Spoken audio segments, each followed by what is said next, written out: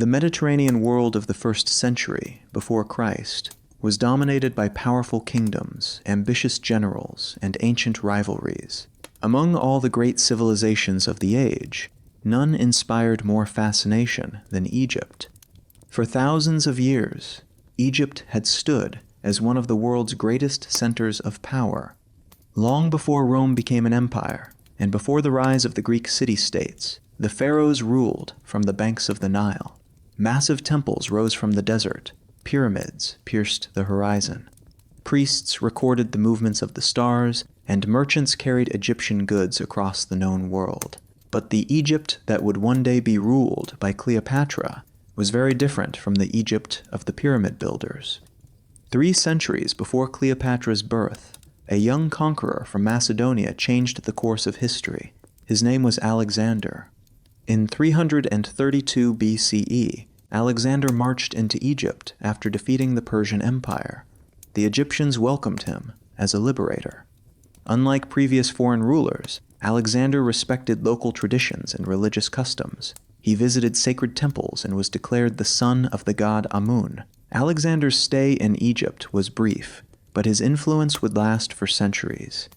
Near the Mediterranean coast, he founded a new city that would bear his name, Alexandria. The location was perfect. Situated between the Nile Delta and the sea, Alexandria quickly became one of the wealthiest cities in the ancient world. Ships arrived daily, carrying grain, gold, ivory, spices, wine, and luxury goods from across Africa, Asia, and Europe. Within a few generations, Alexandria became a center of learning unlike anything the world had seen before. Its famous Library of Alexandria attracted scholars from every corner of the Mediterranean. Philosophers debated new ideas, astronomers studied the heavens, mathematicians developed theories that would influence future generations. At night, sailors approaching the harbor could see one of the wonders of the ancient world, the Lighthouse of Alexandria. Standing more than 100 meters high, it guided ships safely into port and symbolized the wealth and power of Egypt. Yet Alexander would never see the greatness of the city he founded. In 323 BCE, he died unexpectedly at the age of 32. His vast empire was divided among his generals. One of them, a man named Ptolemy, seized control of Egypt. Thus began the Ptolemaic dynasty. Although the Ptolemies ruled Egypt, they were not Egyptian by blood. They were Macedonian Greeks who spoke Greek, followed Greek customs, and maintained many traditions from Alexander's homeland. For nearly 300 years, the Ptolemies governed one of the richest kingdoms in the world. They built magnificent palaces in Alexandria. They controlled enormous wealth generated by the fertile Nile River, and they maintained close relationships with powerful nations throughout the Mediterranean. But beneath the glittering surface, trouble was growing. The Ptolemaic royal family became notorious for internal conflict. Brothers fought brothers. Sisters fought sisters. Assassinations, betrayals, and political intrigue became common. The royal court was a dangerous place where loyalty could change overnight. As generations passed, many Ptolemaic rulers proved less capable than their predecessors. Corruption spread. Economic problems increased. Popular unrest became more frequent. At the same time, a new power was rising in the West. Rome, what began as a small republic in Italy, had transformed into a military giant. Roman armies conquered neighboring territories with astonishing speed. Province after province fell under Roman influence. By the 1st century BCE, Rome dominated much of the Mediterranean world. Its politicians and generals understood something important about Egypt. Egypt was wealthy, very wealthy. The fertile lands along the Nile produced enormous quantities of grain. Every year, fleets of ships transported food across the Mediterranean. Control of Egypt meant access to resources capable of feeding millions. As Rome expanded, Egyptian rulers increasingly depended upon Roman support. Some kings borrowed money from Roman financiers. Others formed alliances with Roman politicians. Gradually, Egypt's independence became tied to Roman interests. This dependence created a dangerous situation. If Rome chose to interfere in Egyptian affairs, few could stop it.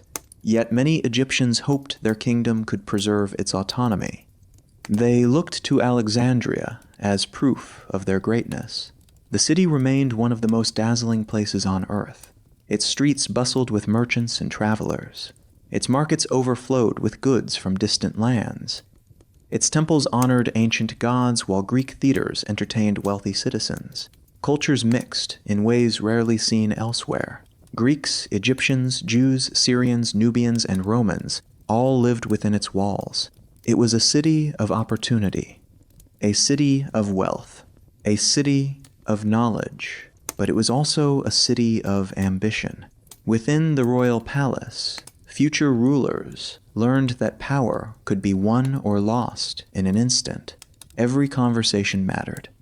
Every alliance carried risks. Every mistake could prove fatal. Into this world was born a princess who would become one of the most famous women in history. She would inherit a kingdom struggling to survive. She would confront the greatest power of her age. She would captivate kings, generals, and historians for more than 2,000 years. Her name was Cleopatra, and her story was only beginning. The story of Cleopatra did not begin with Julius Caesar. It did not begin with romance. It did not begin with war. It began inside the glittering halls of Alexandria, where a young princess grew up surrounded by wealth, knowledge, and danger. Cleopatra VII Philopator was born in approximately 69 BCE into the ruling Ptolemaic dynasty of Egypt. By the time she entered the world, her family had ruled Egypt for nearly 3 centuries. The dynasty traced its origins to Ptolemy I, one of Alexander the Great's most trusted generals. Though they ruled Egypt, the Ptolemies remained Macedonian Greeks. For generations, they spoke Greek at court. They followed Greek customs. They married within the royal family to preserve their bloodline. And they often remained distant from the Egyptian people they governed. Yet Cleopatra would prove different. From an early age, she displayed intelligence that impressed those around her. Unlike many of her ancestors, Cleopatra embraced both the Greek and Egyptian worlds. She understood that ruling Egypt required more than occupying a throne. It required understanding the people. Ancient writers described her as highly educated. She studied philosophy. She learned mathematics. She explored astronomy and medicine. She became familiar with diplomacy and government.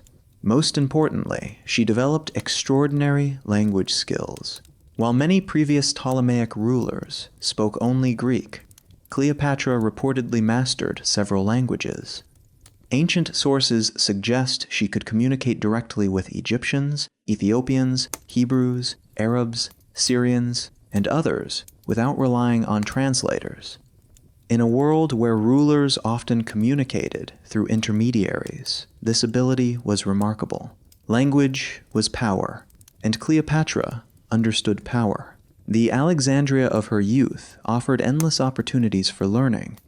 The city remained one of the intellectual capitals of the ancient world.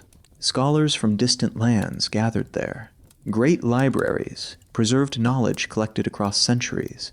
Scientists conducted research. Philosophers debated complex ideas. As a young princess, Cleopatra grew up in an environment unlike almost any other. Yet while Alexandria dazzled visitors with its beauty and learning, life inside the royal palace was far less peaceful. The Ptolemaic court was filled with intrigue. Plots emerged behind closed doors. Family members competed for influence. Political alliances shifted constantly. For royal children, survival often depended upon understanding the ambitions of others. Cleopatra learned this lesson early. Her father was Ptolemy XII, sometimes called Ptolemy Auletes, or the flute player. Ancient historians often portrayed him as a weak ruler. He struggled to maintain control of Egypt during a period of growing instability. Economic problems challenged his government. Public dissatisfaction increased, and Rome's influence continued to expand. Ptolemy XII recognized that Egypt could no longer ignore Roman power. To secure his position, he cultivated relationships with influential Roman politicians. These alliances came at a cost. Large sums of money flowed from Egypt into Roman hands. Taxes increased. Many Egyptians viewed the king as dependent upon foreign support. Political tensions eventually reached a breaking point. In 58 BCE, a rebellion forced Ptolemy XII to flee Egypt. The answer carried enormous consequences for Egypt's future. According to royal tradition, power would pass jointly to Cleopatra and one of her younger brothers. Such arrangements were common within the Ptolemaic dynasty. Royal siblings frequently married and ruled together. The practice aimed to preserve legitimacy and maintain dynastic control. In reality, however, these partnerships often produced conflict. Shared power rarely remained shared for long. Ambition had a way of turning allies into rivals. Cleopatra likely understood this better than most. By now, she had witnessed enough political struggles to recognize the dangers ahead. She knew the throne offered immense authority, but it also attracted enemies. Every future decision would be scrutinized. Every alliance would be questioned.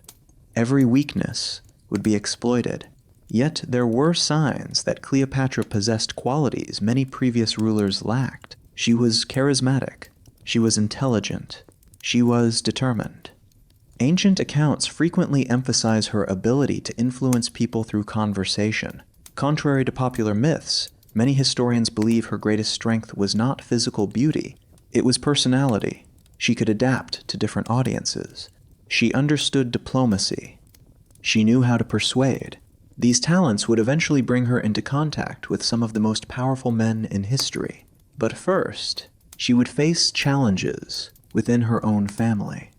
When Ptolemy XII died around 51 BCE, Cleopatra found herself thrust into a position of enormous responsibility.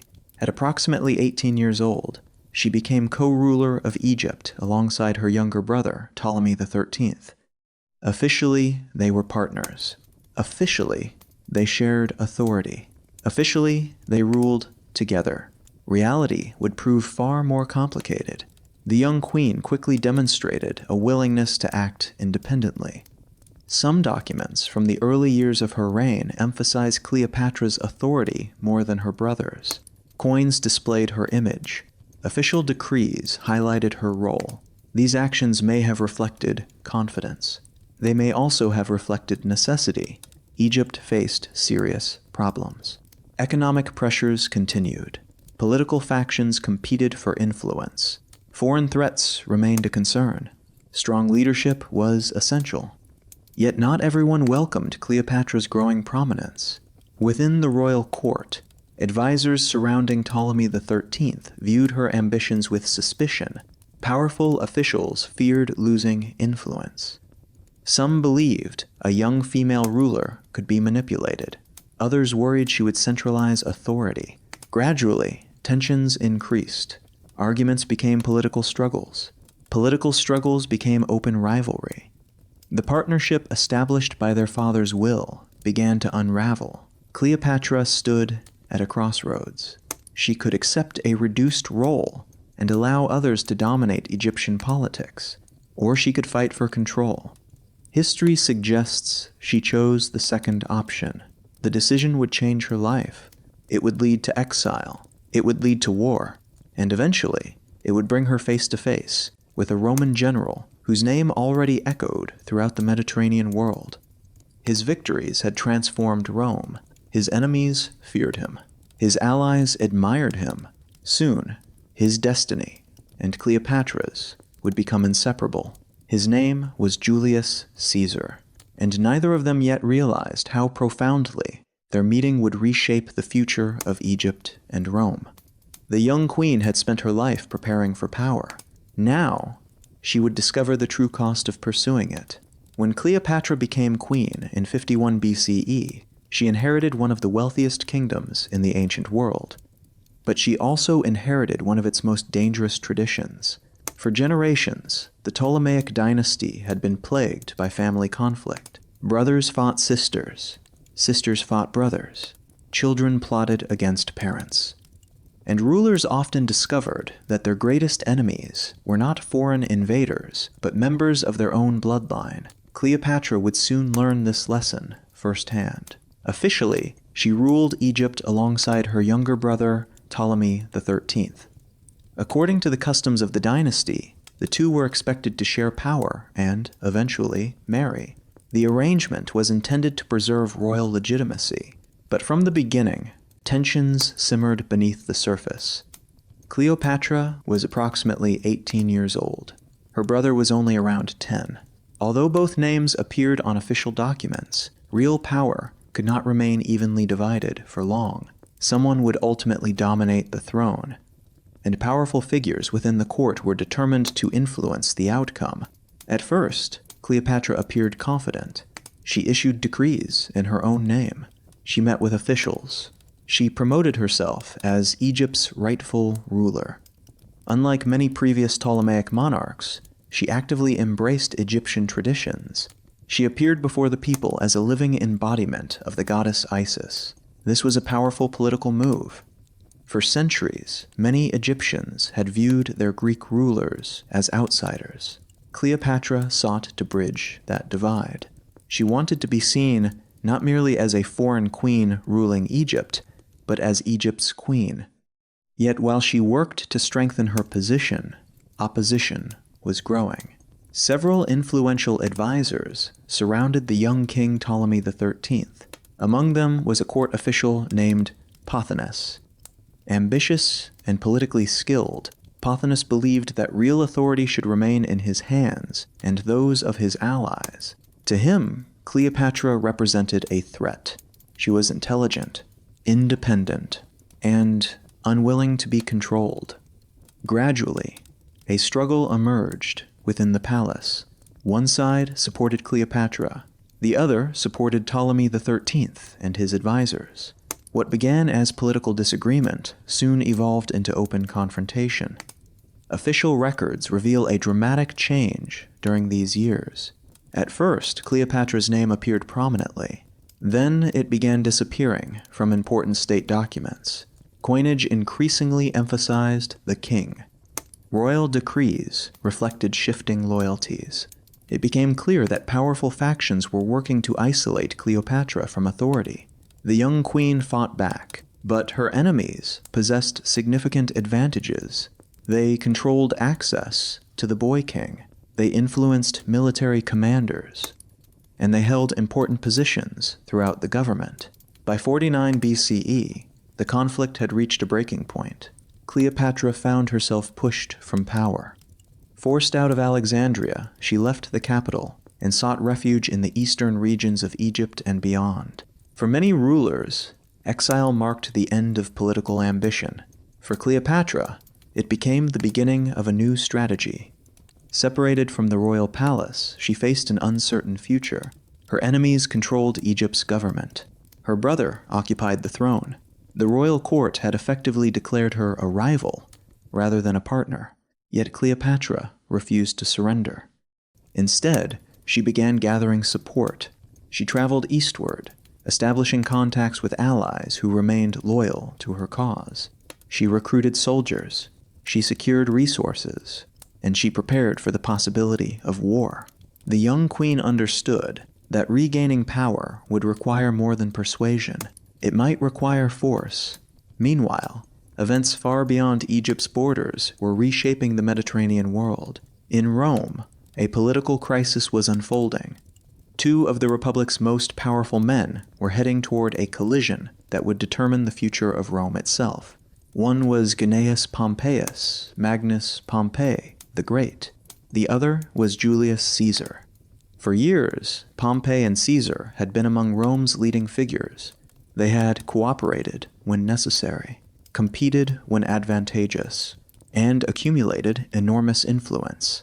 But alliances in Roman politics rarely lasted forever. As tensions increased, civil war became unavoidable. In 49 BCE, Julius Caesar crossed the Rubicon River with his army. The act was considered rebellion. It marked the beginning of a conflict that would transform Rome forever. The Roman Republic descended into civil war. Across the Mediterranean, kingdoms watched nervously, Egypt included. The outcome mattered enormously.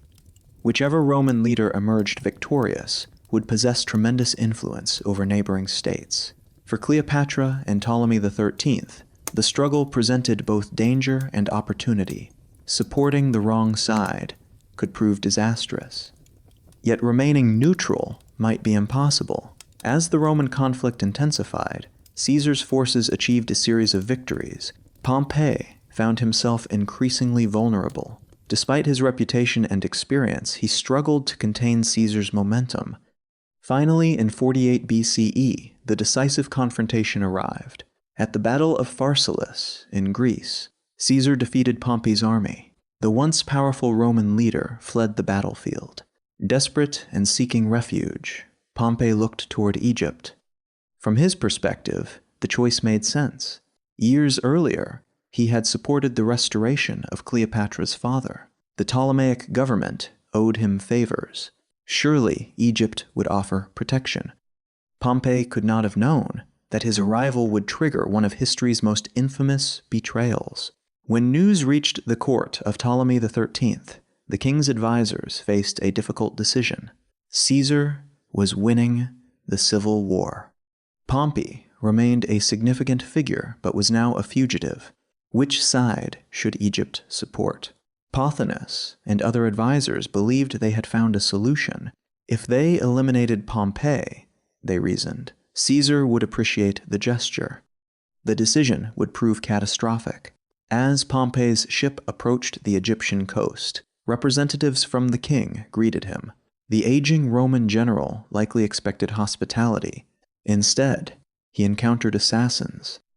Before he could reach safety, he was murdered. His severed head was preserved as a gift for Caesar. The conspirators believed they had secured Caesar's favor. They were terribly mistaken. When Caesar arrived in Egypt shortly afterward, he was presented with evidence of Pompey's death. Rather than celebrating, Caesar was reportedly disgusted. Pompey had been his enemy, but he had also been a fellow Roman, a former ally, a man of immense historical significance. The assassination violated Roman ideals of honor and political conduct. Instead of gratitude, Egypt's leaders earned Caesar's disapproval. The situation became even more complicated when Caesar decided to remain in Alexandria. Officially, he intended to settle disputes regarding the Egyptian throne. Unofficially, many suspected he recognized an opportunity to expand Roman influence. Suddenly, the conflict between Cleopatra and her brother attracted the attention of the most powerful man in the Mediterranean. For Cleopatra, the news was extraordinary. Julius Caesar had arrived in Egypt. The same Caesar whose victories had shaken Rome. The same Caesar who commanded battle-hardened legions. The same Caesar whose decisions could determine the fate of kingdoms. At that moment, Cleopatra remained outside Alexandria. She was still in exile. She still lacked direct control of Egypt. Yet she immediately recognized the opportunity before her. If she could secure Caesar's support, everything might change. Her enemies understood this danger as well. They controlled the palace. They controlled access to the young king. And they intended to influence Caesar before Cleopatra could reach him. The race for Caesar's favor had begun. The future of Egypt now depended upon who could persuade Rome's greatest general. For Cleopatra, the challenge seemed nearly impossible. She was an exiled queen. Her opponents occupied the capital. Powerful advisors surrounded her brother, and Caesar was already inside the royal palace. Yet throughout her life, Cleopatra had demonstrated an ability to succeed when others expected failure. She had survived palace intrigue. She had survived exile. She had preserved her ambition even when stripped of her throne. Now she prepared for the boldest gamble of her life. To regain Egypt, she would need more than soldiers, more than wealth, more than royal blood. She would need access to Julius Caesar himself. The problem was obvious. Her enemies controlled Alexandria. They controlled the gates. They controlled the guards. And they would never willingly allow Cleopatra to meet the Roman leader. Most rulers would have accepted defeat. Most rulers would have waited. Cleopatra chose another path. She devised a plan so daring that historians would still be discussing it more than 2,000 years later. A plan involving secrecy. A plan involving deception. And a plan that would lead directly to one of the most famous encounters in ancient history. On a night that would change the destinies of Egypt and Rome, Cleopatra prepared to enter Alexandria, not as a queen, not as a ruler, but as a hidden passenger, risking everything on a single meeting, a meeting with Julius Caesar. The Mediterranean world held its breath in the autumn of 48 BCE. The Roman Republic was at war with itself. For years, ambitious politicians had pushed Rome toward a crisis. Alliances had broken apart. Rivalries had hardened into hatred. Armies that once fought foreign enemies now marched against fellow Romans. At the center of the storm stood one man, Julius Caesar. Fresh from his victory at the Battle of Pharsalus, Caesar had defeated the forces of Pompey the Great, his longtime rival and one of the most famous generals in Roman history. But the war was not yet over. Pompey had escaped. And wherever Pompey went, the possibility of resistance remained alive. Caesar knew he had to pursue him. The fate of Rome depended upon it. Across the sea, Egypt watched nervously. The kingdom was already divided by its own internal conflict. Cleopatra remained in exile. Ptolemy XIII occupied the throne in Alexandria. The young king's advisors struggled to maintain control. Now, suddenly, the Roman civil war had arrived at Egypt's doorstep. When Pompey fled toward Egypt, he believed he would find safety. The decision seemed logical. Years earlier, Pompey had helped restore Cleopatra's father, Ptolemy XII, to power. The royal family owed him a debt. Surely they would welcome him. Surely they would remember old alliances. Surely they would honor Roman friendship. Instead, Pompey sailed toward betrayal. As his ship approached the Egyptian coast near Pelusium, representatives from King Ptolemy XIII came out to greet him. The Roman general likely expected an escort, a reception, protection. Instead, he stepped into a trap. Ancient sources describe a shocking scene. As Pompey boarded a small vessel sent from shore, he was attacked and murdered before reaching safety. One of Rome's greatest commanders died on a lonely stretch of Egyptian coastline. His wife watched helplessly from a nearby ship. The once powerful general who had conquered kingdoms and celebrated magnificent triumphs in Rome met his end at the hands of men seeking political advantage. The advisors of Ptolemy XIII believed they had acted wisely. They assumed Caesar would be grateful. After all, Pompey was his enemy. Removing him eliminated a rival. Surely Caesar would reward Egypt for its loyalty, but they misunderstood the man they hoped to impress. A few days later, Caesar arrived in Alexandria. The city that greeted him was unlike any other in the Mediterranean. Its great harbor bustled with activity. Merchant ships crowded the waterfront. The towering lighthouse of Alexandria dominated the skyline. Palaces gleamed in the sunlight. Temples honored ancient gods. Libraries contained knowledge gathered from across the known world. Alexandria was wealthy, powerful, sophisticated, and deeply divided. Caesar entered the city with only a relatively small force. Though victorious, he had not brought an enormous army with him. He did not expect a major military campaign in Egypt. His goal was straightforward: finish the pursuit of Pompey, resolve outstanding issues, restore stability, then continue securing control of Rome. Instead, he found himself drawn into a political crisis far more complicated than he anticipated. Soon after arriving, representatives of Ptolemy XIII presented Caesar with a gruesome gift: Pompey's severed head. The Egyptians expected praise. Instead, they witnessed something very different. Ancient writers report that Caesar was deeply disturbed. Pompey had been his enemy, yet he had also been his son-in-law, former ally, and one of Rome's greatest statesmen. Political rivalry was one thing. Assassination under the guise of hospitality was another. Rather than celebrating, Caesar reportedly turned away in disgust. The reaction shocked those who had ordered the killing. Their carefully calculated move had failed. Instead of earning Caesar's gratitude, they had raised doubts about their judgment. The situation became even more delicate when Caesar decided not to leave immediately. As a representative of Roman authority, he announced his intention to settle the dispute between Cleopatra and Ptolemy XIII. This declaration alarmed many members of the Egyptian court. The advisors surrounding the young king had worked hard to remove Cleopatra from power. Now, Rome's most powerful figure intended to review the situation personally. For Caesar, the dispute offered an opportunity. Egypt was too important to ignore.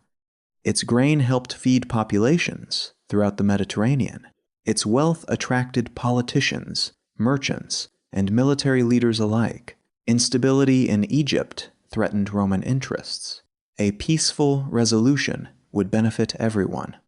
At least, that was the theory. Reality proved far more complicated. Within the royal palace, tension increased with each passing day. Pothinus and his allies feared losing influence. They worried that Caesar might favor Cleopatra. They worried that Rome might interfere more directly in Egyptian affairs. Most of all, they worried that their own positions could be threatened. As uncertainty spread, political maneuvering intensified.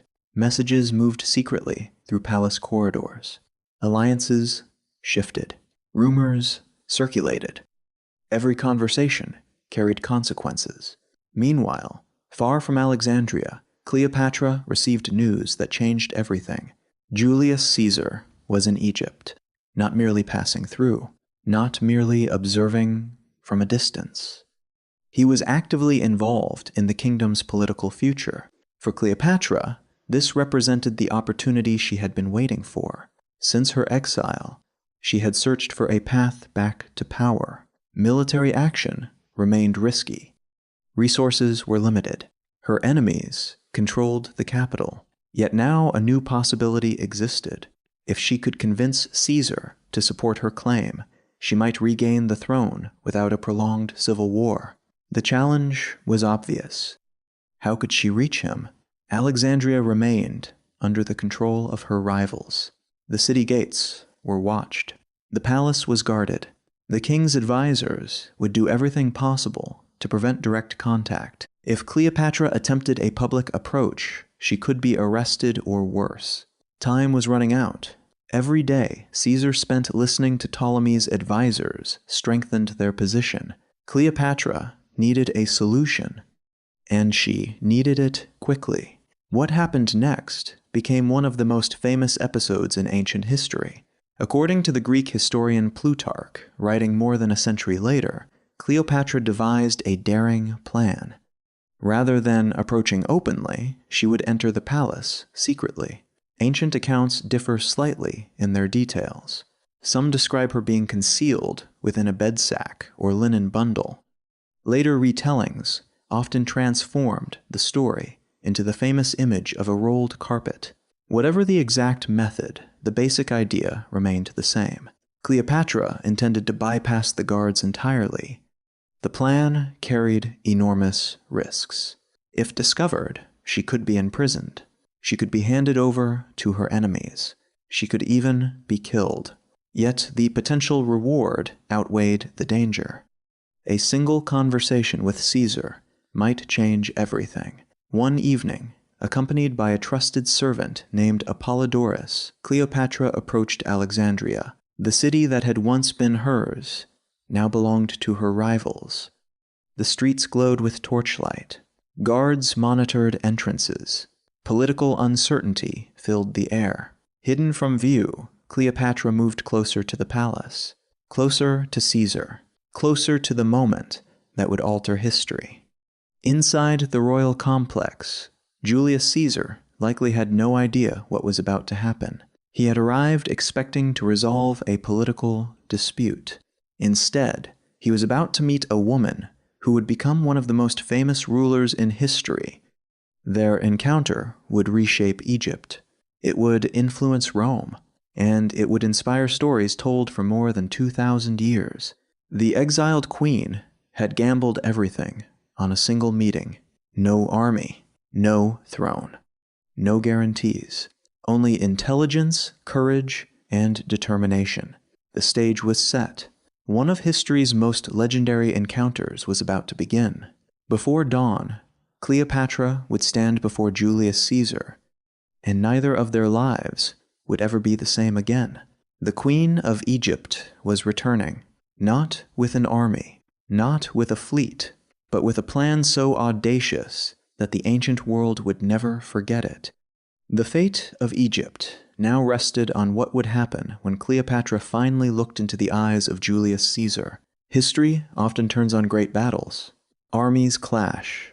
Empires rise and fall. Thousands march beneath banners as the fate of nations hangs in the balance. But sometimes, history changes in silence. Sometimes, the future of civilizations is altered not on a battlefield, but inside a single room. One conversation, one decision, one meeting. For Cleopatra and Julius Caesar, that moment came during a night in Alexandria in 48 BCE. The city was restless. Political tensions filled the streets. Supporters of Ptolemy XIII watched nervously as Roman soldiers moved through the capital. Merchants whispered rumors in crowded marketplaces. Officials wondered what Caesar intended to do. Every faction understood the stakes. Whoever gained Caesar's support would likely control Egypt. For Cleopatra, the situation was desperate. She remained an exile. Her enemies controlled the palace. Her brother occupied the throne.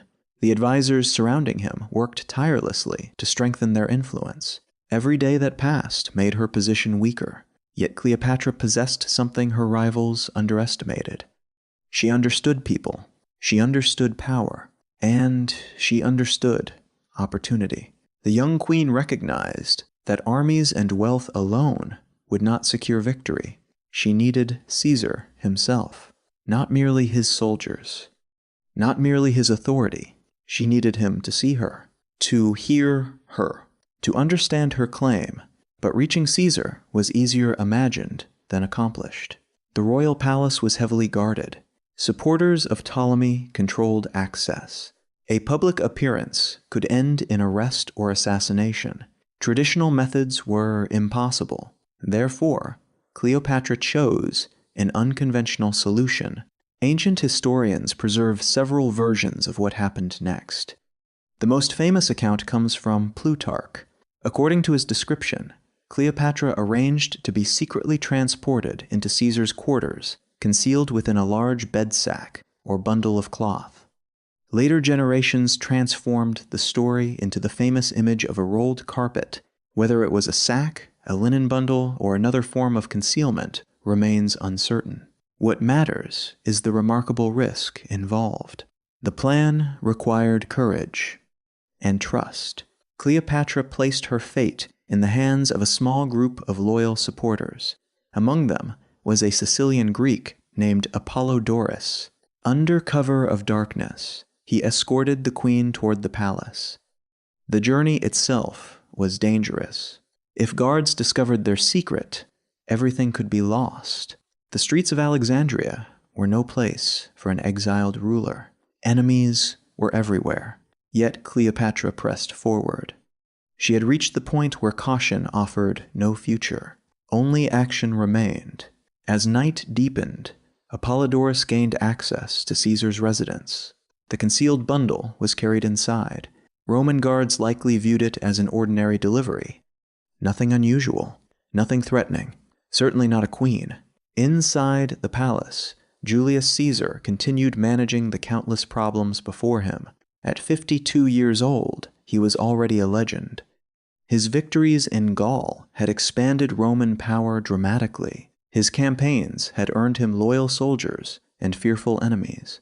He had crossed the Rubicon, defeated Pompey, and emerged as the dominant figure in Roman politics. Yet Egypt presented challenges unlike any battlefield. Political intrigue, dynastic disputes, competing factions, uncertain loyalties. Caesar needed information, charm, conversation, presence. She possessed the rare ability to command attention, to make others listen, to make them remember. For Caesar, the moment must have been extraordinary. Before him stood the exiled queen at the center of Egypt's political crisis, a woman who had risked everything merely to secure an audience. The act itself conveyed a powerful message: confidence, determination, courage. Whatever Caesar expected that evening, it was probably not this. The meeting began. Unfortunately, no transcript survives.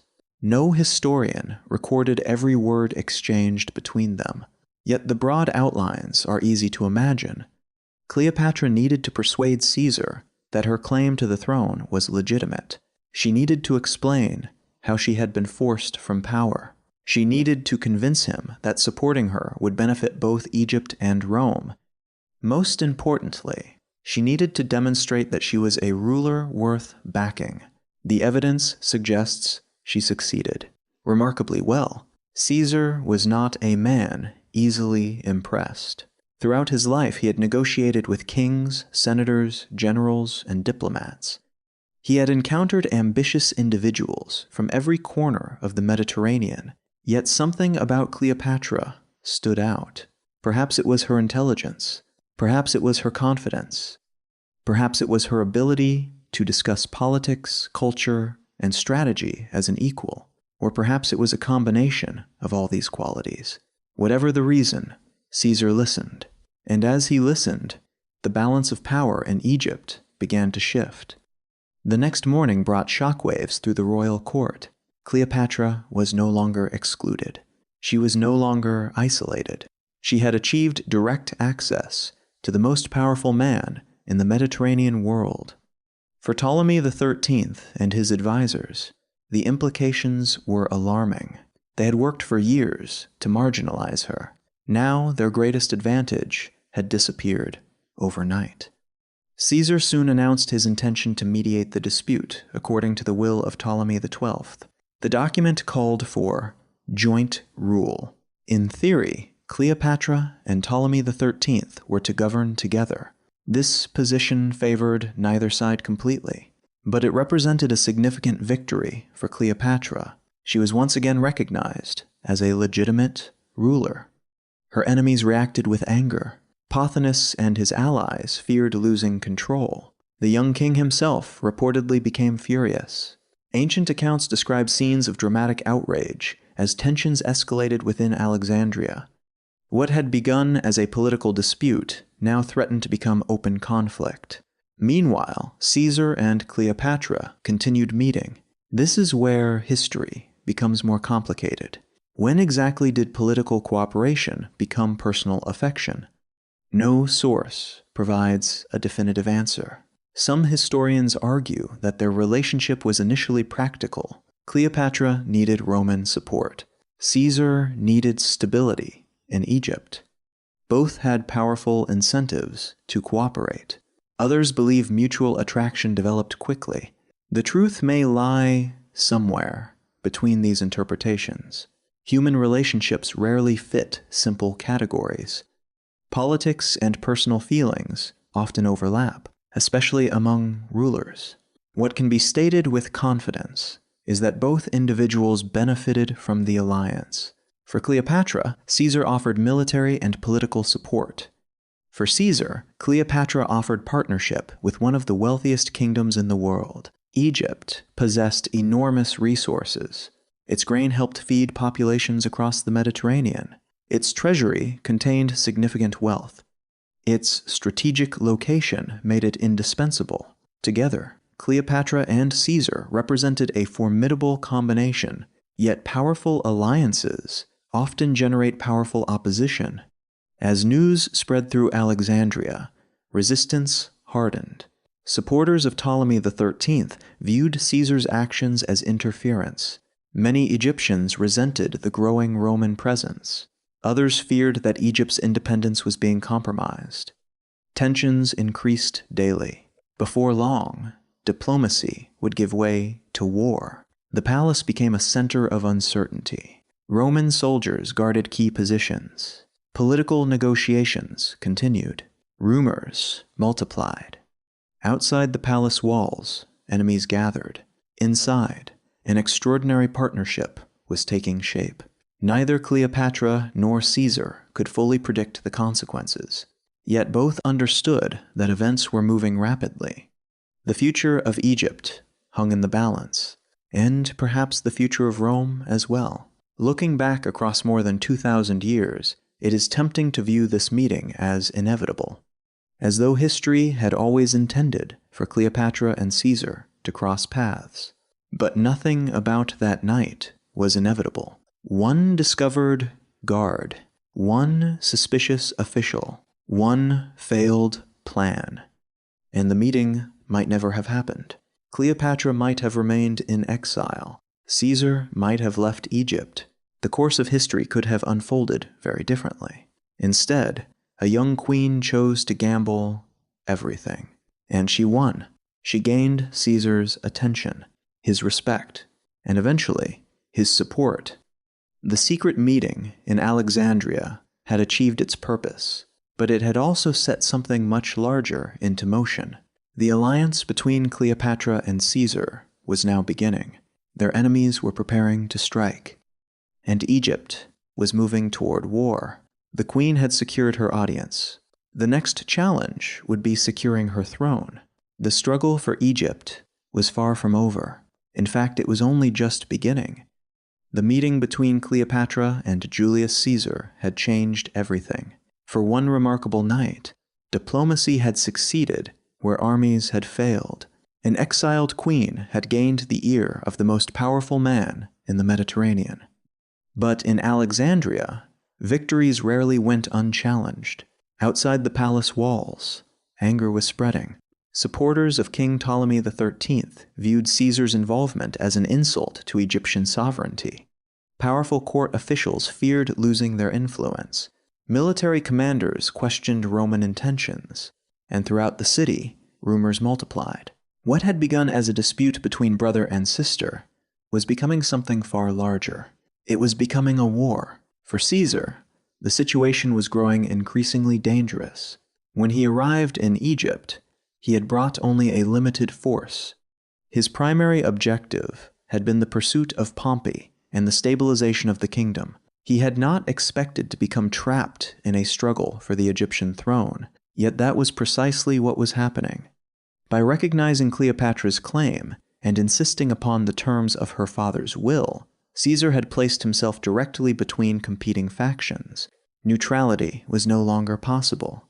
Soon after Cleopatra's return to the palace, tensions exploded. Ancient sources describe a dramatic confrontation involving the young King Ptolemy XIII. Enraged by Caesar's actions, he reportedly stormed from the palace, shouting accusations and attempting to rally support among the people of Alexandria. Whether every detail is accurate remains uncertain. What is certain is that the political crisis had reached a breaking point. The advisors surrounding Ptolemy XIII now viewed Caesar as an enemy. Foremost among them was Pothinus. For years, Pothinus had exercised considerable influence over the young king. He had helped engineer Cleopatra's removal from power. He had controlled access to the throne. Now he saw his position slipping away. As long as Caesar remained alive and supportive of Cleopatra, everything he had built was at risk. The result was predictable. Conspiracies multiplied. Secret messages circulated. Military preparations accelerated. The city moved closer to open conflict. Caesar recognized the danger. He strengthened defenses around the royal quarter. Roman soldiers secured key positions. The palace became a fortress. But even these precautions could not eliminate the threat. Alexandria was one of the largest and most complex cities in the ancient world. Its streets formed a maze of opportunities for rebellion. Its harbor connected Egypt to the wider Mediterranean, and much of the local population remained deeply suspicious of Roman interference. The odds were not in Caesar's favor. Within weeks, armed resistance emerged against the Roman presence. The conflict that followed became known as the Alexandrian War. For Cleopatra, the stakes could not have been higher. Defeat meant more than political failure. If Caesar lost, she would almost certainly lose everything as well. Her throne, her future, perhaps even her life. For that reason, the alliance between Cleopatra and Caesar grew stronger during these difficult months. They were no longer merely political partners. Their fortunes had become intertwined. Each depended upon the survival of the other. Meanwhile, events inside Alexandria became increasingly violent. Egyptian forces loyal to Ptolemy XIII attempted to isolate Caesar and his troops. Supply lines were threatened. Communication became difficult. The Romans found themselves effectively trapped within parts of the city.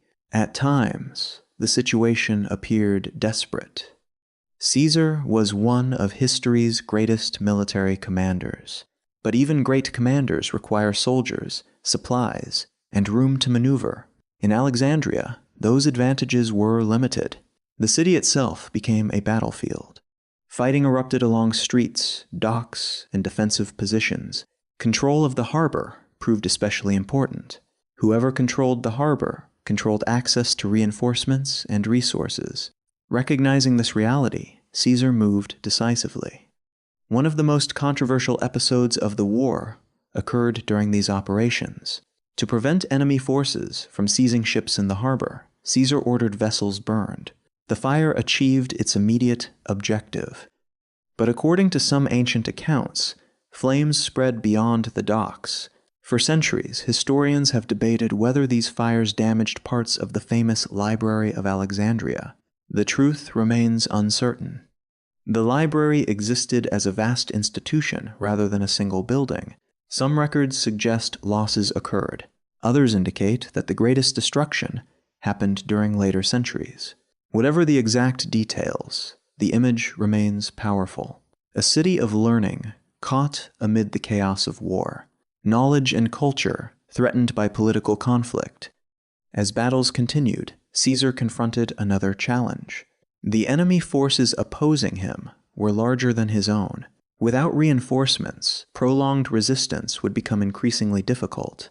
Messages were dispatched across the eastern Mediterranean. Allied forces were summoned. Every day mattered.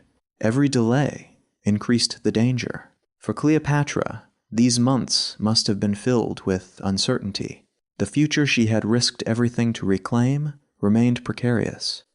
One military defeat could erase all progress, yet she stayed beside Caesar. Ancient writers provide only limited details regarding their personal interactions during the war, but the circumstances alone suggest a growing bond. Together, they faced siege, political intrigue, and mortal danger. Together, they navigated one of the most volatile crises of their lives. The relationship that had begun with a secret meeting now endured under the pressure of conflict. Then, gradually, the balance began to shift. Reinforcements arrived. Additional Roman troops strengthened Caesar's position. Military operations expanded beyond the confines of Alexandria itself. The struggle entered a new phase. Ptolemy XIII and his supporters could no longer rely solely on urban warfare. Open battles became increasingly important. As Roman strength grew, confidence returned to Caesar's camp. The decisive moment approached. In early 47 BCE, major engagements occurred outside Alexandria. The details vary among surviving sources, but the outcome is clear. Caesar's forces achieved victory. The coalition supporting Ptolemy XIII began to collapse. Retreat turned into panic. Panic turned into disaster. According to ancient accounts, the young king attempted to flee during the final stages of the conflict. His escape ended tragically. As he crossed the Nile, his vessel either capsized or became overloaded. Ptolemy XIII drowned before reaching safety. His body was reportedly recovered later. The boy king, who had once shared Egypt's throne with Cleopatra, was dead. His death transformed the political landscape. The most immediate rival to Cleopatra's rule had been eliminated. Years of conflict had culminated in a single outcome. Cleopatra had won. The victory belonged to Caesar as well. Against considerable odds, he had survived a dangerous campaign in unfamiliar territory. He had defeated local opposition. He had secured Roman influence. And he had ensured that a friendly ruler occupied Egypt's throne. The consequences would resonate far beyond Alexandria.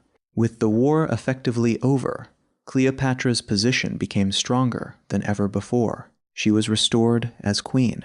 In accordance with Ptolemaic custom, she was formally associated with another younger brother, Ptolemy XIV, as co-ruler. But few doubted who held real authority.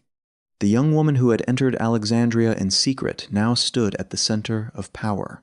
The exiled queen had become Egypt's ruler once again. Yet victory brought more than political rewards. With the immediate crisis resolved, Cleopatra and Caesar finally had an opportunity to enjoy the success they had fought so hard to achieve. The months of danger and uncertainty had forged a unique connection between them. Whether that connection began as strategy, attraction, admiration, or all three remains impossible to know with certainty. Human emotions rarely leave clear records, but ancient sources leave little doubt that their relationship deepened during this period. For Caesar, Egypt offered a temporary respite from years of relentless warfare. For Cleopatra, it represented the restoration of everything she had nearly lost. Together they stood at the height of triumph. The queen had regained her throne.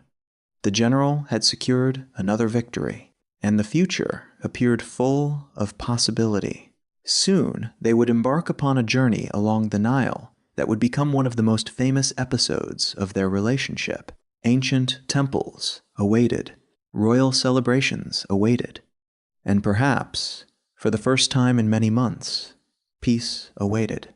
But history rarely grants peace for long. Far away, Rome remained unsettled. Political enemies still watched Caesar's growing power with suspicion. Questions about the future of the Republic remained unanswered, and events already set in motion would eventually lead toward conspiracy, assassination, and tragedy. The age of Cleopatra and Caesar had begun. The Nile Romance. The war was over.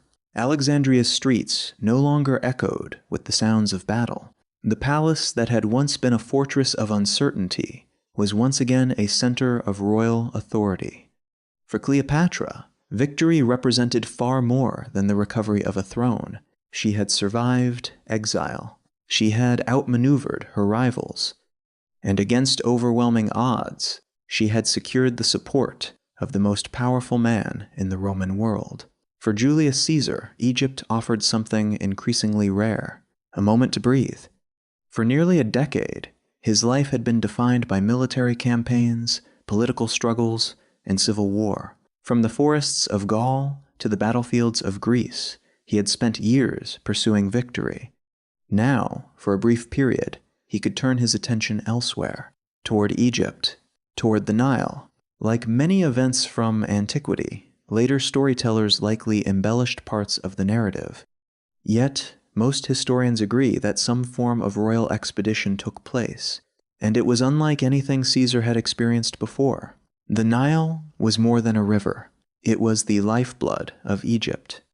For thousands of years, its annual floods had nourished fields, sustained cities, and supported one of humanity's greatest civilizations. Without the Nile, Egypt could not exist. Its waters connected distant regions of the kingdom. Its rhythms shaped daily life. Its presence inspired religion, art, and culture. To travel the Nile was to experience the heart of Egypt itself. Cleopatra understood this better than anyone. She knew that Egypt's true strength was not limited to Alexandria. It stretched far beyond the great city, into ancient temples, sacred monuments, and landscapes that carried the weight of thousands of years of history. As preparations began, royal vessels assembled. Ancient sources describe luxurious ships fitted for a queen and her distinguished guest. Whether every detail is accurate remains impossible to know. But there is little doubt that the journey was designed to impress. And impress it did. For Caesar, Egypt must have seemed unlike any place in the Roman world. Rome possessed military strength, political influence, expanding territories. But Egypt possessed something different: antiquity. Its monuments already appeared ancient when Rome itself was still young. As the royal flotilla moved southward, temple complexes rose from the riverbanks. Massive columns towered above surrounding settlements. Statues of forgotten pharaohs watched silently from the shadows. Priests maintained rituals that stretched back centuries before the founding of Rome. Everywhere Caesar looked, he encountered evidence of a civilization older than any he had previously governed. For Cleopatra, the voyage served multiple purposes.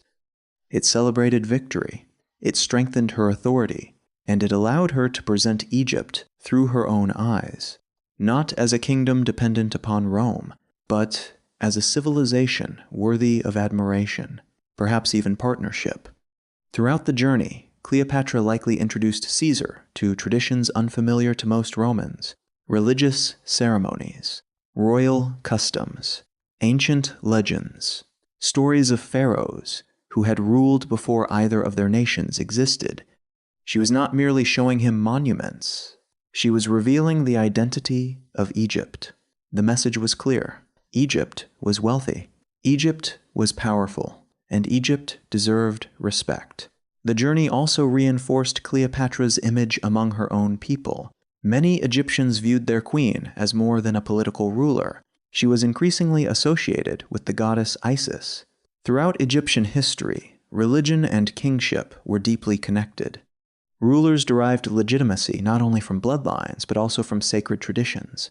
By participating in ceremonies and appearing before the population, Cleopatra strengthened these connections.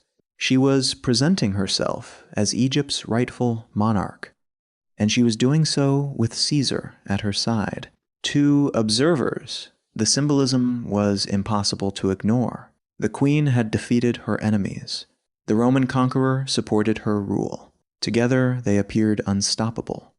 As weeks passed, their relationship continued to evolve. Ancient writers often focused on romance. Modern historians tend to emphasize politics. The truth likely involved both. Cleopatra and Caesar were not ordinary individuals. Every personal decision carried political consequences. Every political alliance contained personal dimensions. Separating one from the other is difficult, perhaps impossible. What seems clear is that they enjoyed each other's company. Caesar was known for his intelligence and ambition. Cleopatra was renowned for her wit and education. Both possessed extraordinary confidence. Both understood power. Both commanded loyalty. And both had spent much of their lives navigating dangerous political environments. In many ways, they may have recognized qualities in each other that few others could truly understand. The Nile journey offered opportunities for conversation rarely available during war. Away from immediate crises, they could discuss larger questions. The future of Egypt. The future of Rome. The future of their own ambitions. Some historians have wondered whether grand visions began forming during this period. Did Cleopatra imagine a lasting partnership between Egypt and Rome? Did Caesar contemplate a political order extending beyond traditional Roman institutions? Ancient evidence provides no definitive answers. Yet, speculation persists because the possibilities are so fascinating. Both leaders stood at pivotal moments in history. Together, they controlled immense resources. Together, they possessed extraordinary influence. Had events unfolded differently, the Mediterranean world might have taken a very different path. For now, however, those possibilities remained distant. More immediate developments were underway. During or shortly after this period, Cleopatra became pregnant. The child she carried would become one of the most controversial figures of the ancient world. His name would be Ptolemy XV. History would remember him by another title, Caesarion, Little Caesar. The implications were enormous. If the child truly belonged to Julius Caesar, he represented a living connection between two powerful dynasties, the ruling house of Egypt and the most influential man in Rome. For Cleopatra, the birth of such a child could strengthen her position dramatically. For Caesar, the situation was more complicated. Roman politics remained fiercely competitive. Questions of succession were sensitive. Official recognition carried significant consequences. Yet these concerns belonged to the future. For now, Cleopatra's pregnancy remained a private matter. The world had not yet met Caesarion. The debates that would surround his identity had not yet begun. Those controversies still lay ahead. As the Nile journey continued, the atmosphere remained celebratory. Victory had brought optimism. The future appeared promising. Egypt was stable. Cleopatra's authority was secure. And Caesar's prestige remained unmatched. To later generations, this period often appears as the high point of their relationship, a moment when ambition, success, and possibility converged. A moment before darker events emerged, because beyond Egypt's borders, Rome was changing.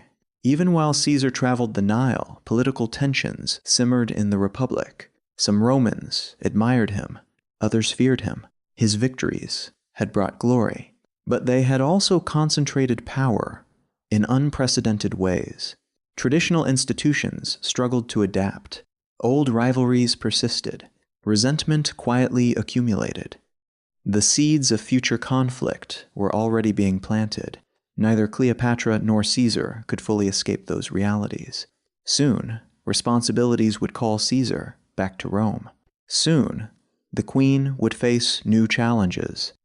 Soon, the child growing within Cleopatra would become a central figure in the story. But for a brief moment, none of that seemed urgent. The royal flotilla continued its journey. Temple walls reflected golden sunlight. Palm trees lined the riverbanks. Ancient monuments watched from afar, and Egypt enjoyed a rare season of peace. Looking back across the centuries, it is tempting to romanticize this chapter of their lives. To imagine endless celebrations and effortless happiness, reality was undoubtedly more complicated. Yet there is no denying the significance of this period. The alliance born in secrecy had survived war. The queen had regained her throne. The conqueror had secured another victory. And together they stood at the height of their influence. The Nile flowed steadily onward, carrying them toward the next chapter of their story, a chapter defined by birth, legacy, and a child whose very existence would challenge the future of Rome and Egypt. His name would be Caesarion, and his arrival would change everything. Caesarion, the son of empire, the child who could change the world. As the royal vessels returned to Alexandria, Cleopatra carried more than memories of victory. She carried a future. The war had ended. The throne was secure. The alliance with Julius Caesar had survived its first great test, yet neither Cleopatra nor Caesar could fully anticipate how profoundly a single child would influence the years ahead. Throughout history, royal births have often carried political significance. Kings required heirs. Dynasties required continuity. Empires depended upon succession. But the child growing within Cleopatra represented something far more extraordinary. If he truly was Caesar's son, he would unite two of the most powerful political traditions in the ancient world, the royal house of Egypt and the dominant figure of Rome. For Cleopatra, the possibilities were immense. For others, they were terrifying. Ancient Alexandria greeted the queen's return with celebration. The city had survived civil war. The throne was secure. Trade resumed. Temples conducted ceremonies of thanksgiving. Public life slowly returned to normal. Yet within the royal palace, attention increasingly focused upon Cleopatra herself. Rumors spread quickly. The queen appeared radiant. Her behavior changed subtly. Court officials whispered. Servants exchanged speculation. Foreign diplomats reported developments back to their governments. Before long, many suspected the truth. Cleopatra was expecting a child. The announcement carried enormous political implications. Questions emerged immediately. Who was the father? Would the child be male or female? How would succession be affected? What would Rome think? For Cleopatra, however, the answer to the most important question may already have been clear. She intended the world to believe that Julius Caesar was the father.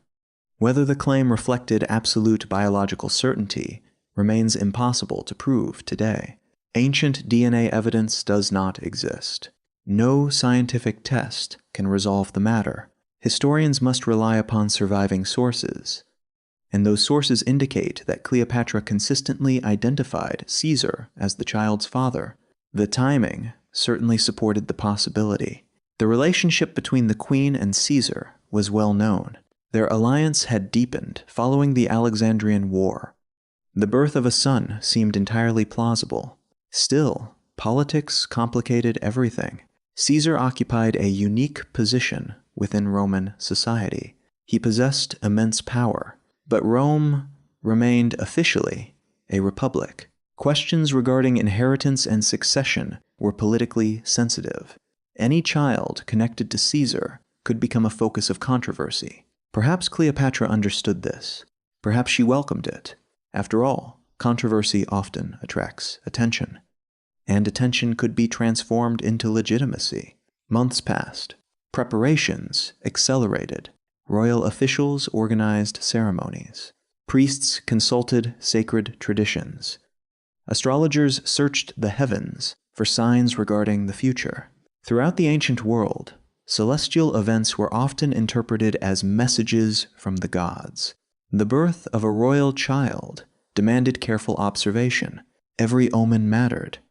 Every symbol carried meaning.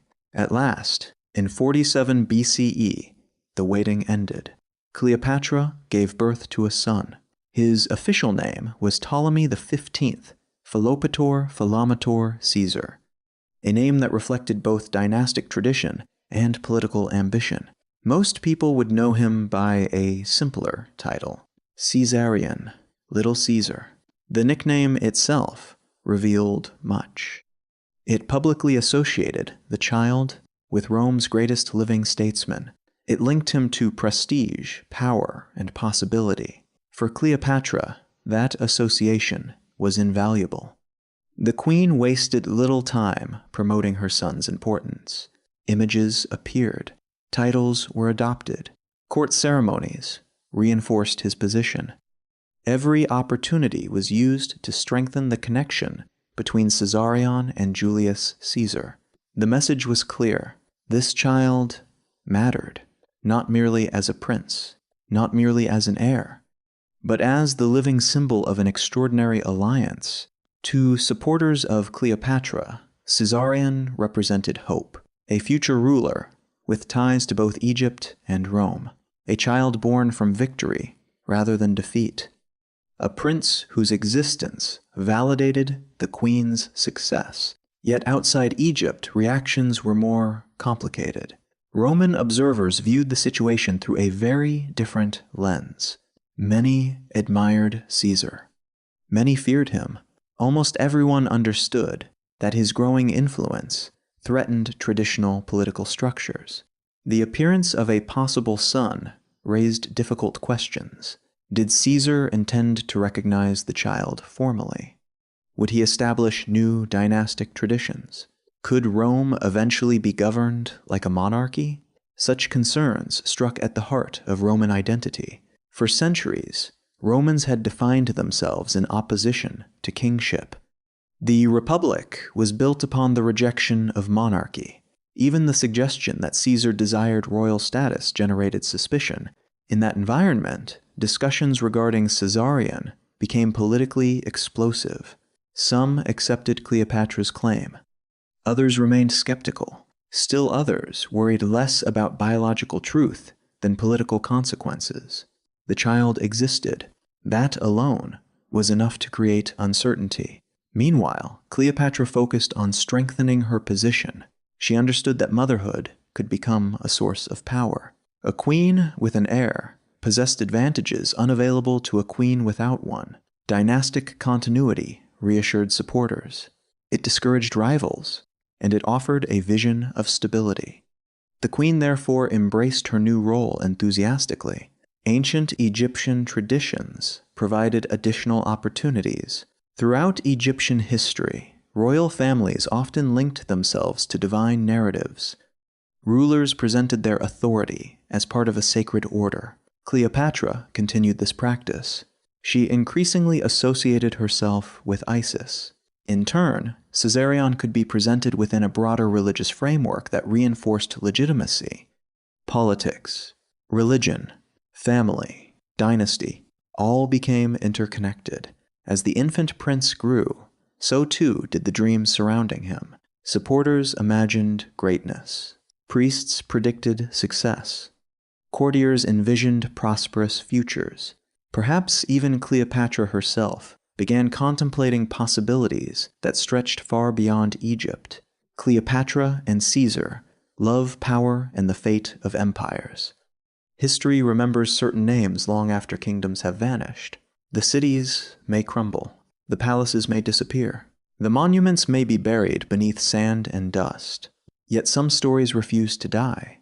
More than 2,000 years after their deaths, Cleopatra and Julius Caesar remain among the most recognizable figures in human history. Their story has inspired historians, poets, artists, filmmakers, and dreamers across countless generations. But why? Why do we still speak of them? Why does the meeting of an Egyptian queen and a Roman general continue to capture the imagination of the world? The answer lies not only in romance, it lies in power, in ambition, in survival, and in the collision of two civilizations standing at the edge of transformation.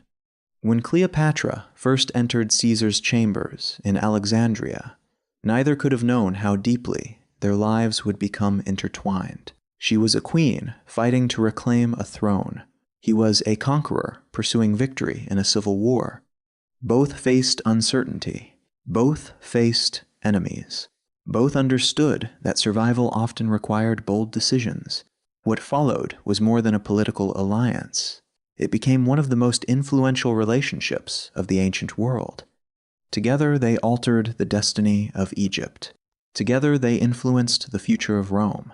And together they created a legacy that would outlive both of them. Yet history often treats Cleopatra unfairly.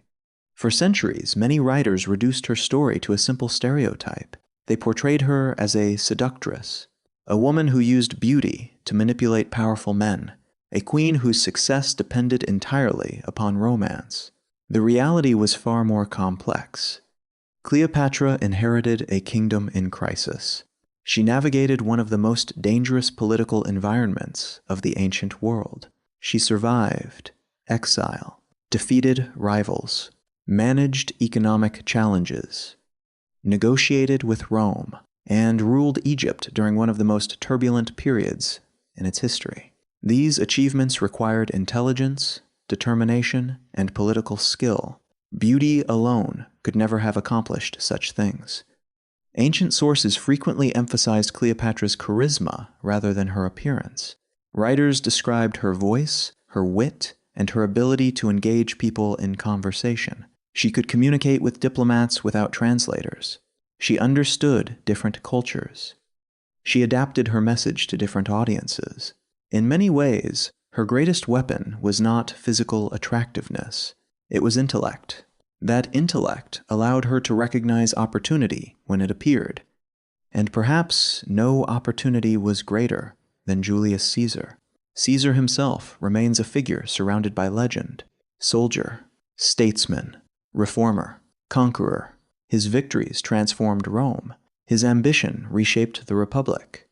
Even today, his name survives in words such as Kaiser and Tsar, titles adopted by rulers centuries after his death. Yet despite all his military achievements, Caesar's story was not one of endless triumph. His rise created fear. His success generated resistance. The more powerful he became, the more enemies gathered around him. By the time he met Cleopatra, he stood at the height of his influence. Yet he was already moving toward the tragedy that would define his final years. The relationship between Cleopatra and Caesar emerged during this critical moment. For Cleopatra, Caesar represented security. For Caesar, Cleopatra represented stability in one of Rome's most important neighboring kingdoms. Each benefited from the other. Politics brought them together. But politics alone cannot explain why their story endured. Many political alliances fade from memory. This one did not. Part of the reason lies in Caesarion, the child whose existence symbolized the union of Egypt and Rome. To Cleopatra, Caesarion represented the future. A future in which her dynasty would continue. A future in which Egypt remained independent. A future in which her family retained power. Whether Caesar viewed the child in exactly the same way remains uncertain. Ancient sources leave room for debate. Yet the significance of Caesarion cannot be denied. He became a living symbol of possibility, a bridge between two worlds, and later, a threat to those who sought power for themselves. History is often shaped by dreams, and Cleopatra dreamed on a grand scale. She did not merely seek survival. She sought influence. She sought permanence. She sought a future for her kingdom and her son. In that sense, she was no different from many great rulers throughout history. What made her unique was the scale of the challenges she faced. The Mediterranean world was changing. The old balance of power was disappearing. Rome was becoming dominant. Independent kingdoms struggled to preserve their autonomy. Even the wealth and prestige of Egypt could not fully resist this transformation. Cleopatra understood the danger. She also understood that confrontation alone would fail. Partnership offered a better chance. Her alliance with Caesar reflected that understanding. Yet history rarely rewards ambition without demanding sacrifice. The same forces that elevated Caesar eventually destroyed him. The same political tensions that brought Cleopatra to power would later threaten her survival. The future remained uncertain.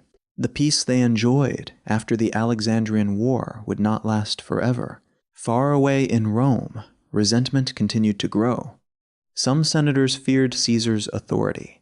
Others feared the possibility of monarchy. Many worried about the concentration of power in a single individual. Conspiracies formed. Whispers spread through political circles. The Republic stood at a crossroads. Soon, those tensions would explode into one of the most famous events in history, the assassination of Julius Caesar. For Cleopatra, the consequences would be profound. The man who had restored her throne would be gone. The political landscape would change overnight. New alliances would become necessary. New enemies would emerge, and a new chapter of her life would begin. Yet that chapter belongs to another story. The story of Cleopatra and Mark Antony. The story of Octavian. The story of Actium. The story of Egypt's final struggle for independence. Those events still lay in the future. What remains important here is understanding what Cleopatra and Caesar accomplished together. They demonstrated that history is not shaped solely by armies and battles. Sometimes it is shaped by individuals willing to take extraordinary risks. Cleopatra risked everything when she entered Caesar's palace. Caesar risked much when he intervened in Egypt's affairs. Neither decision was guaranteed to succeed. Both could have failed. Instead, they changed history. Their meeting altered the course of two civilizations. and that is why their story endures. Not because it was perfect, not because it ended happily, but because it reveals something timeless about human ambition, the desire to shape events, the determination to overcome obstacles, the willingness to gamble on uncertain outcomes. Across centuries, these qualities remain recognizable. We see them in leaders. We see them in explorers. We see them in innovators. And we see them in Cleopatra and Caesar. Perhaps that is why their story still resonates. It speaks to universal themes: power, love, risk, legacy, the struggle to leave a mark upon the world. Most people are forgotten. Most rulers fade into obscurity. Most political alliances vanish from memory. Cleopatra and Caesar did not. Their names survived because their actions mattered, because their choices altered history, because their lives became symbols of larger transformations occurring throughout the ancient world. When Caesar arrived in Egypt, Rome was still a republic. When Cleopatra first sought his support, Egypt was still an independent kingdom. Neither reality would last forever. The world they knew was changing. Empires were rising. Old traditions were fading. And history was moving toward a new era. In many ways, Cleopatra and Caesar stood at the center of that transition. Their relationship reflected the merging of cultures, the shifting balance of power, and the uncertain future of the Mediterranean world. Today, tourists walk among the ruins of ancient civilizations. They visit museums, read histories, watch documentaries, and continue asking questions about the past. What was Cleopatra really like? Did Caesar truly love her? What dreams did they share? What future did they imagine? Some questions may never be answered completely. The ancient world left behind fragments rather than certainty. Yet perhaps mystery is part of the appeal. The unanswered questions invite curiosity. They encourage exploration. They remind us that history is not merely a collection of facts. It is a conversation between the present and the past. A search for understanding. A search for meaning. And few stories offer more opportunities for that search than the story of Cleopatra and Julius Caesar. Their alliance began in secrecy. It survived war. It produced a child, and it reshaped the destiny of nations. More than 2,000 years later, the echoes of that story remain.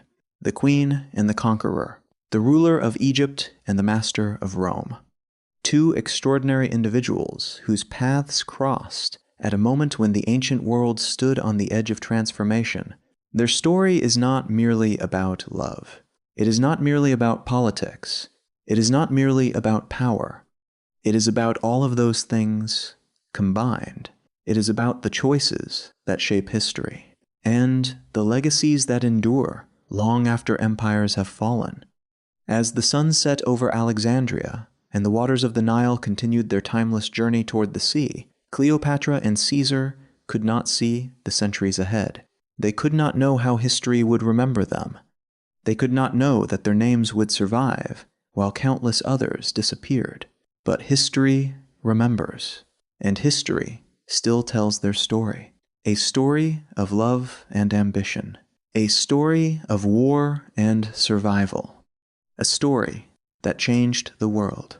And a story that will continue to be told for generations to come.